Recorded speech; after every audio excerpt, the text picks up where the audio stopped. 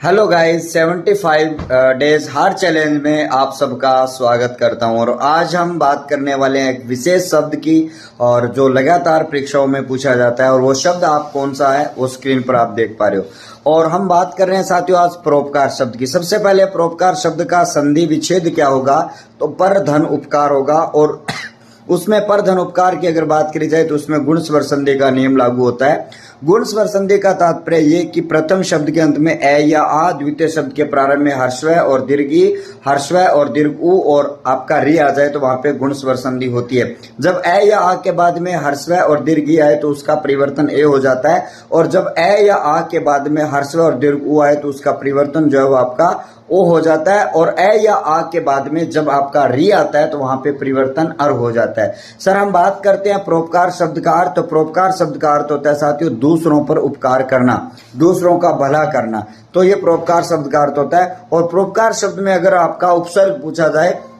तो आपको पता होगा सर परोपकार में दो उपसर्ग है, एक पर है और एक आपका उप है। पर उपसर्ग आपका हिंदी का उपसर्ग होता है और उप उपसर्ग जो है वो आपका कौन सा होता है साथियों, संस्कृत का उपसर्ग यहाँ पे हो जाता है। ये बात आपको ध्यान रखनी है। अगर आप भी कोई परोपकार शब्द के बारे में क्या जानते हो, ये आप भी कोई परोपकार शब्द के बारे में क्या जानते हो, कुछ जानते हो तो आप भी कमेंट करके बताइएगा। तू भी जानती है क्या परोपकार के बारे में? मैं सारा कुछ जानती कुछ नहीं जानती, ठीक है। तो परोपकार जो शब्द है उसके बारे में आप क्या जानते हो उसके बारे में आप कमेंट जरूर करिएगा। और हमारा 75 डेज हार्ड चैलेंज आपको कैसे लग रहा है इसके बारे में जरूर बताइए। Thank you.